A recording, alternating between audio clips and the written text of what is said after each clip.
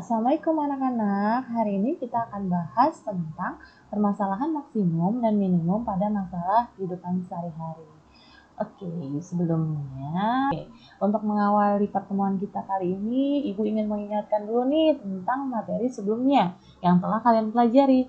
Apakah kalian masih ingat tentang materi nilai maksimum, nilai minimum? Apakah masih ingat? Apa syarat yang dibutuhkan kira-kira? Ya, syarat yang dibutuhkan itu untuk menentukan dia maksimum minimum, kita bisa menemukan titik maksimum atau minimum dengan syarat turunan pertama dari fx-nya sama dengan 0. Lalu kita untuk menentukan apakah dia termasuk maksimum atau minimum, kita bisa pakai keberkaitan terhadap turunan keduanya, yaitu f turunan kedua ya, fx aksennya 2 kali seperti itu.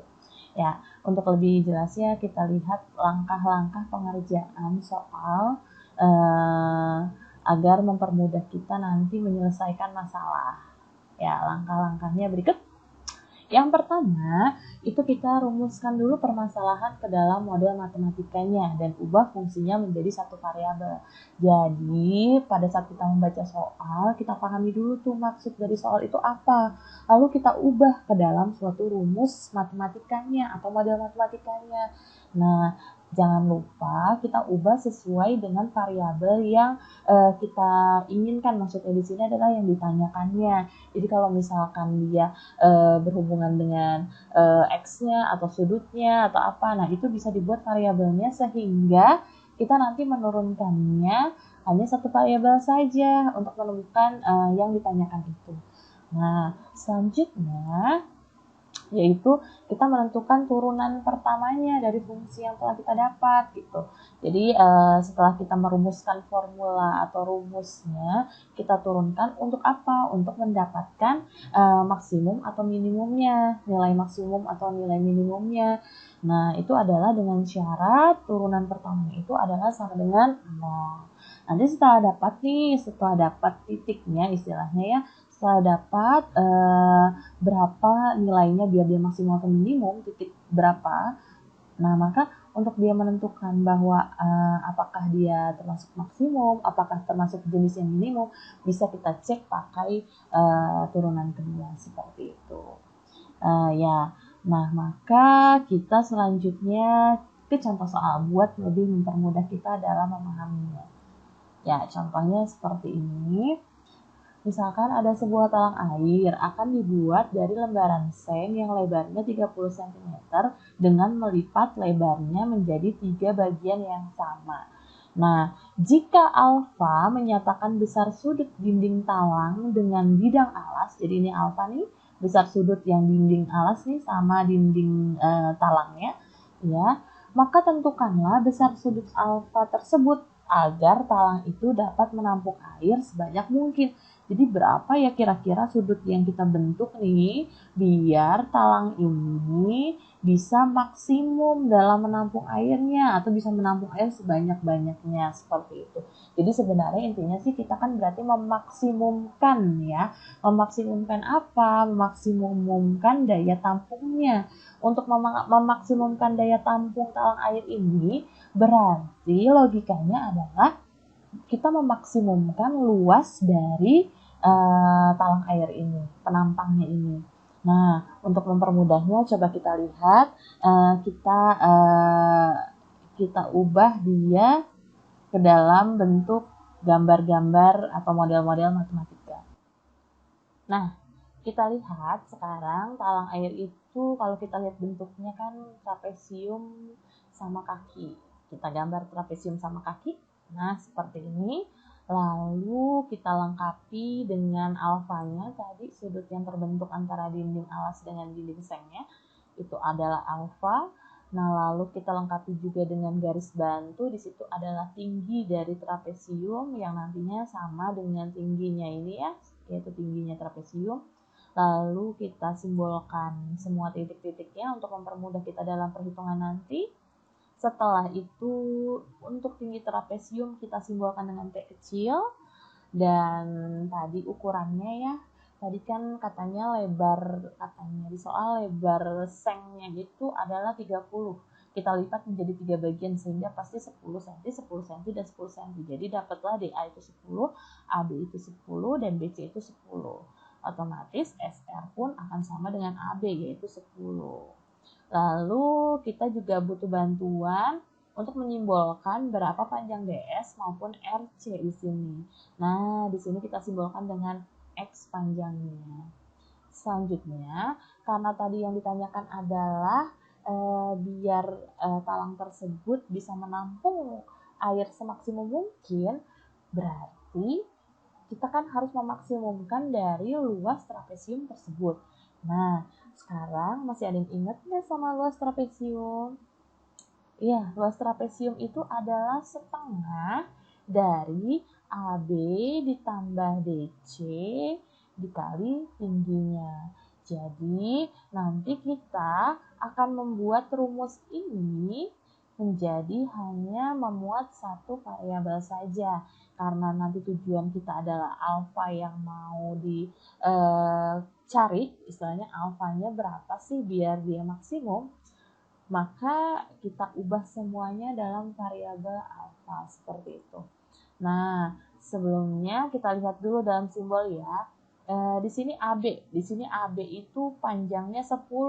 Berarti ini kebalik ya, penulisannya harusnya ini 10, maksudnya AB 10, lalu CD, D ke C, itu adalah DS ditambah SR ditambah RC, yaitu dimana DS sama RC adalah X, berarti 2X ditambah 10, berarti DC-nya adalah 2X ditambah 10, dikali tinggi. Nah, sekarang kan berarti kita butuh mengganti X dan T-nya ini variabelnya dalam alfa. Nah, maka kita bisa pakai trigonometri untuk merubahnya. Ya, masih ingat kan? Kita coba perhatikan nih, ada segitiga ADP. Di situ ada sudut alfa. Nah, kalau misalnya sin alfa itu adalah depan per miring, berarti T per 10. Di sini yang tujuan Ibu adalah ingin membuat T-nya itu dalam variabel alfa. Berarti T-nya itu sama aja 10 sin alfa. Nah, sekarang X-nya.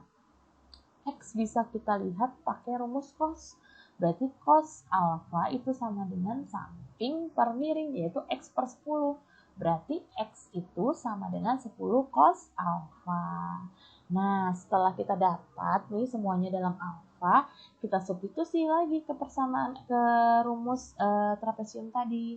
Berarti kita substitusi ya, setengah dikali 2x, x-nya adalah 10 cos alfa, berarti dikali 10 cos alfa ditambah 20 dikali tingginya, T-nya itu adalah 10 sin alfa.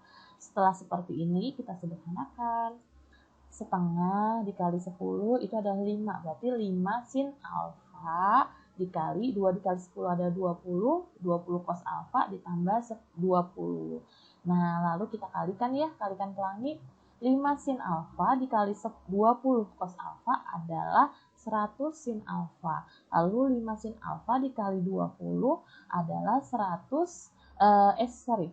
sin alfa dikali 20 ditaruhnya di sini ya, 100 sin alfa. Lalu 5 sin alfa dikali 20 cos alfa itu adalah 100 sin alfa cos alfa. Nah, ini bisa kita ubah menjadi rumus rangkap sinus. Masih ingat? 2 sin X cos X sama dengan sin 2X. Nah, ini berarti bisa nih kita ubah nih. Ini jadinya kita munculkan 2-nya. Jadi kayak 50 dikali 2 sin alfa cos alfa. Sehingga bisa kita rubah menjadi di sini 50 kan 2 sin alfa cos alfanya bisa berubah menjadi sin 2 alfa. Hal ini untuk apa sih? Untuk memudahkan kita nanti dalam penurunan sebenarnya seperti itu. Nah, kita turunkan sekarang ya. Turunan dari 10 sin alfa itu adalah 100 cos alfa.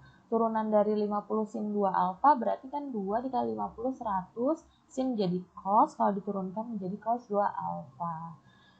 Tadi masih ingat kan syaratnya itu adalah turunan pertama sama dengan 0, syarat stasioner. Nah, maka kita pakai itu. Berarti nanti Tetapi untuk mendapatkan titik stasioner L aksen sama dengan 0 itu lebih mudahnya nanti kita ubah dulu yang ini biar sama nih, ini kan alfa, ini masih 2 alfa, yang 2 alfa ini kita ubah dulu menjadi alfa biar nanti lebih mudah kita dalam memfaktorkannya. Nah, sehingga kita ubah dulu nih ini nih menjadi 2 cos kuadrat alfa min 1 pakai rumus rangkap dari cos 2 alfa. Nah, setelah dapat, kita sederhanakan menjadi 100 cos alfa ditambah 100 kali 2 itu adalah 200 cos kuadrat alfa min 100. Ini sama-sama 100-nya bisa keluar, jadi 100-nya bisa kita keluarkan sehingga menghasilkan seperti ini. Nah, barulah kita pakai syarat yang tadi stasioner untuk menentukan maksimumnya. Seperti itu, kita kan mau mencari maksimum atau minimumnya ya, tapi di sini karena kita mau memaksimumkan, kita cari maksimumnya pakai syarat stasioner, yaitu turunan pertama. Oke. Nah, besarnya sudut alfa agar air tertampung maksimum, syaratnya adalah turunannya dari rumus luasnya itu adalah sama dengan 0. Karena luasnya yang kita ingin cari maksimumnya, sehingga ini yang kita turunkan, rumus L-nya atau rumus luasnya yang kita turunkan. Nah, di situ kan tadi kita sudah dapatkan bahwa turunan dari luas itu adalah ini 100 dikali 2 cos kuadrat alfa ditambah cos alfa min 1. Nah, sama dengan 0. Nah, ini berarti Ibu pindah ruas sehingga 0 dibagi 100 kan tetap 0 ya, jadinya sisanya cuma 2 cos kuadrat alfa ditambah cos alfa min 1 sama dengan 0. Kita faktorkan untuk mendapatkan alfanya. Kita faktorkan kita faktorkan menjadi 2 cos alfa min 1 dan cos alfa plus 1 sama dengan 0. Selanjutnya kita cari alfanya satu-satu. Kalau yang ini 2 cos alfa min 1 sama dengan 0 dan yang satunya lagi cos alfa plus 1 sama dengan 0. Kita cari alfanya. Di sini kita pindah ruas saja. Nanti di sini satunya jadi pindah ruas jadi 1, di duanya jadi setengah ya, per 2 gini. Jadi cos alfa sama dengan setengah. Sedangkan ini tinggal pindah ruas aja, satunya jadi min 1, jadi cos alfa sama dengan min 1. Sekarang kita cari nih, cos berapa yang hasilnya setengah? Jawabannya iya adalah pi per 3 atau 60 derajat atau pi per 3 ya. Lalu cos berapa yang hasilnya min 1? Berarti kan kalau minus berarti kan cos yang menghasilkan 1 kan 0 ya. Karena dia maunya minus berarti ada di 180 seperti itu. Setelah dapat alfanya, coba kita lihat, perhatikan di trapesium tadi. Alfanya kan tidak mungkin ya kalau dia itu sudutnya itu lurus, tidak mungkin. Sudutnya kan lancip, sehingga alfa yang memungkinkan adalah pi per 3 atau bisa kita bilang 60 derajat. Jadi sudut alfa yang dibentuk agar talang air dapat menampung air sebanyak mungkin adalah 60 derajat. Seperti itu. Bagaimana anak-anak? Apakah kalian mengerti? Nanti kalian bisa pelajari lagi ya. Kalian coba mengerjakan di LKPD, kerjakan masalah yang Ibu berikan. Nanti kalian bisa diskusi antar teman dan bisa bertanya oleh Ibu jika ada yang kurang dipahami dari soal tersebut. Ya, terima kasih. Assalamualaikum.